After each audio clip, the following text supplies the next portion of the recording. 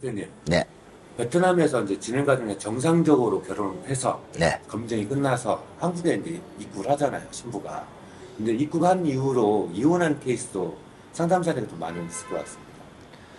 이 구독자분들 중에서 다른 데서 이제 다른 결혼을 하고 개인 소개로 결혼했거나, 자, 이런 분들이 한국 와서 문제가 이제 어떤 그런 게 생기니까 이제 저한테 상담 오고 이렇게 하는 게 가끔 있는데, 그분들한테 제가 한 가지 항상 물어보는 게 그거예요. 진행할 때 어떻는가를 물어봐요. 물어보면은 처음에 만났을 때는 잘했답니다. 두 번째 가고 세 번째 가고 전통혼례 하고 이러다 보니까 신부가 배나더라. 변한다는 게 소원해진다는 그렇지. 저 남편한테 잘하는 일은 자체가 배나더라. 그러니까 처음은 누구나 다 잘한다. 시간이 가면 갈수록 더 좋아지고 더 잘해야 되는데. 근데 문제는 그걸 그렇게 느끼면서도 진행을 한 거예요. 왜?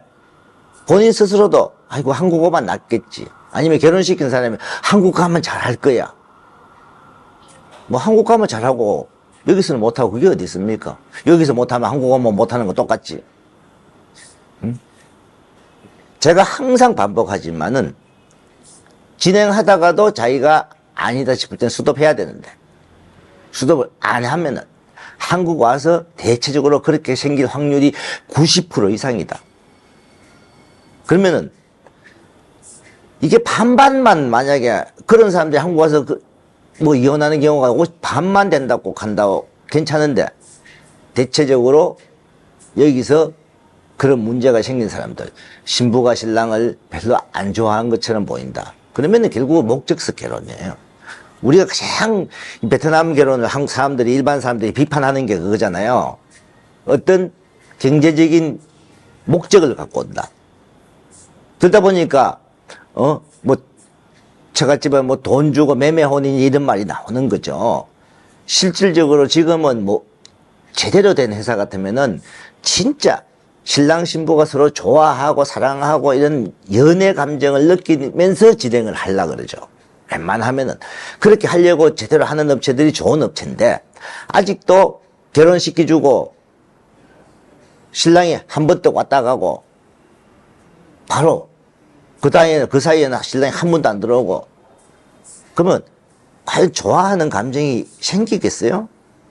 자, 여기 와서 맞선을 보고 오늘 맞선 보고 그 다음날 결혼식하고 시내 구경을 한번 하고 당일치기 신혼여행이라고 한번 가고 그 다음 한국 가. 두 사람이서 뭐가 생겨? 어떻게 보면 약속 결혼이야. 이거는 두 사람이서 서로 좋아하는 감정을 느끼도록 만들어 줘야 돼요.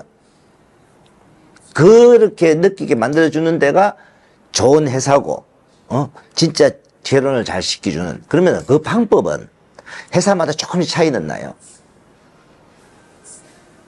지금은 일부 회사들이 두 사람이서 소개하고 교제해보세요 이렇게 하는 것도 있고 그건 그 회사 나름대로의 그런. 그 다음에 오기 전에 카톡 연결시켜주고 갖고 뭐 이렇게 해서 영상 말씀하고 하는 그 사람 나름대로는 노력을 하는 부분인데 그렇게 해서는 서로 실제로 그 감정을 난 제 생각은 안 생긴다고. 저는 둘이 같이 현지에서 만나고 오래 지내 봐야 된다는 거고 좀 그 차이점은 있죠. 그래서 옛날에는 사실 여기 와서 만나고 그 다음날 결혼식이잖아요. 옛날에는 결혼식이 있었어요. 그때 그 당시에는 전통을 거의 안 했으니까 결혼식하고 3개월 후에 신부 한국 가. 신랑이 한 번밖에 안 오는. 한 번 왔을 때 만나고 하는 그 며칠이 다 썼단 말이에요. 그러면 과연 그때는 이게 뭡니까? 우리 뭐 영상통화를 하는 게 있었어요. 뭐가 있었어요? 전화도 그때는 전화요금도 국제전화 요금 비싸갖고 왜 그 버스 표, 시내버스 표 파는 데 가서 10,000원짜리 뭐 20,000원짜리 공중전화 카드 사가지고 그걸로 국제전화 뭐 말이 통합니까? 뭐가 통합니까? 그런 시대는 그렇게 했는데 지금도 그 정도로 그렇게 하면 안 된다는. 신랑이 무조건 서로 잘해주고 사랑이라는 감정이 생겨야 돼. 저는 신랑분이 여기 와서 약혼식을 하고 이제 시작을 하잖아요. 그러면 여기 있는 기간도 최대한 길게 있으면서 같이 여행도 한 4일 정도 가고, 그 다음에 전통을 하기 전에 중간에 반드시 놀러 한번 오세요. 지금 오늘 우리 놀러 온 분이 한 분 있어요. 이분도 막 회사가 바빠갖고, 나 그럼 무조건 오라 그랬어요, 저는. 자기도 가고 싶지만 회사가 바빠갖고 회사에 땡깡을 쓰든지 휴가를 내든지 주말을 끼어서 오든지 연차를 쓰든지 오라고. 제가 좀 강조하니까 왔어요. 오니까 신부가 너무 좋아하는 거예요. 신부가 신랑 준다고 과일을 하고 막 사가지고 막 호텔에서 같이 먹는다고요. 한 바구니 사왔습니다.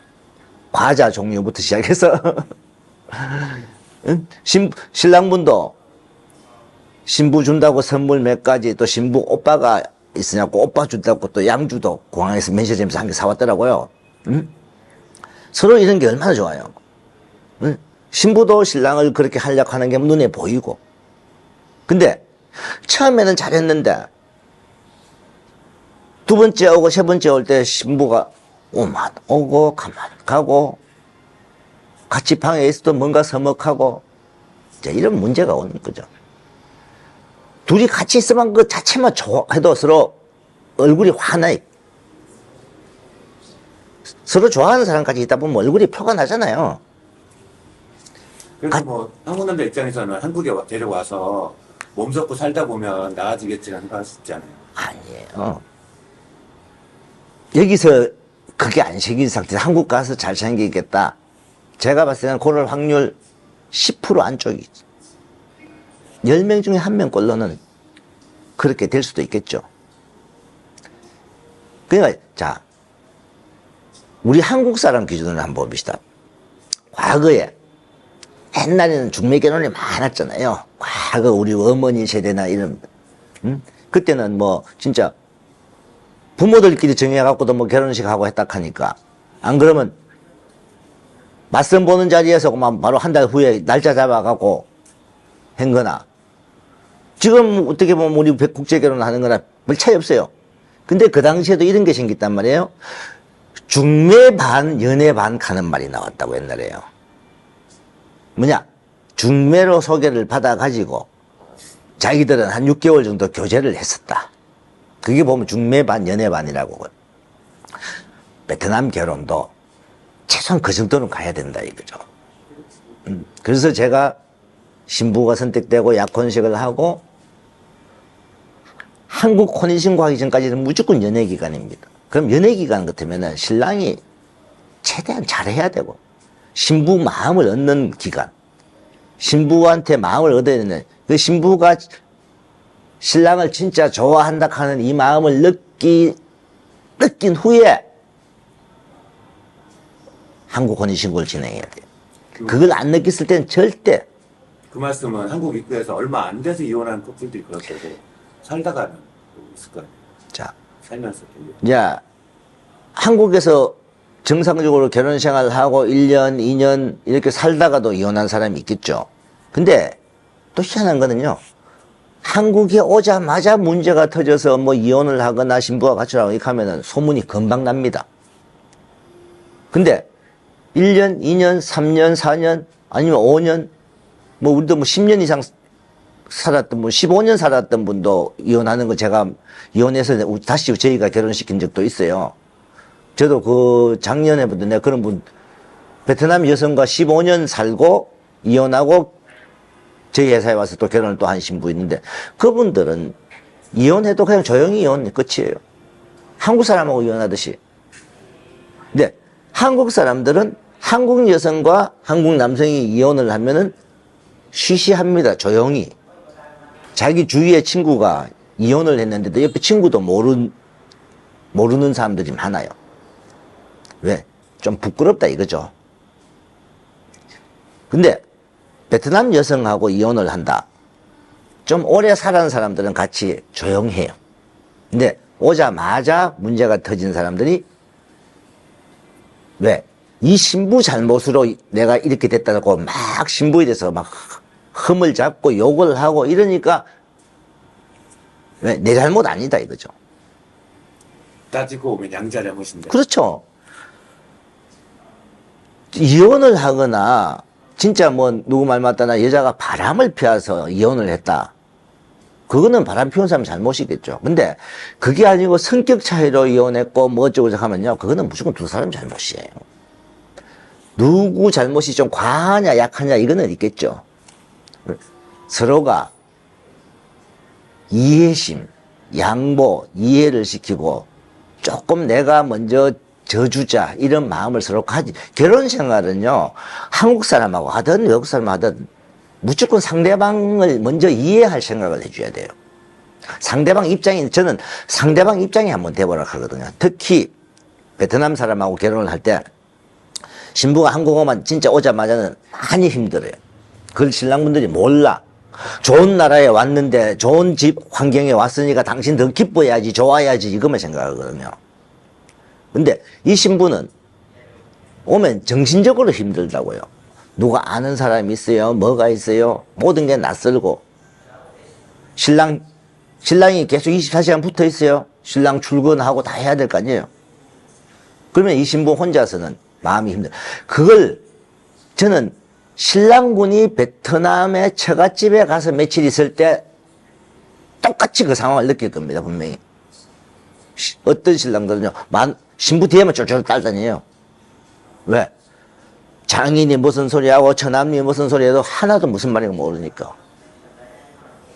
뭐 앉아갖고 술 좋아하는 사람은 같이 술을 한잔 하는 게 다를 거고 또 술 좋아하는 사람은 술 많이 먹다 보니까 힘든 거 도로 거기서 어려운 걸 몰라. 술 친구가 돼버리니까. 그래서 갔다 오면 재미있게 놀다 왔습니다 하는 신랑분들은 한잔 잘하는 분들. 근데 술도 별로 많이 안 드시고 이런 분들은 답답하잖아요. 그러면 신부가 느끼는 건 똑같아. 그러면은 그걸 어떻게 해야 돼요? 신랑분이 신부한테 많은 시간을 내줘야 돼요. 집에 왔다 그러면 최대한 같이 있어주고 마트든 시장이든 동네 바람을 쐬러 나가든 아니면 산책을 나가든 이런 시간을 많이 내줘하고 신부가 적응할 수 있는 시간을 만들어줘요. 그러면은 괜찮은데 서로 그렇게 안 하다 보니까 이혼하고 신부가 가출을 하고 문제가 터지면은 전부 여자가 잘못됐다 그러잖아요. 그래서 노력은 반드시 필요합니다.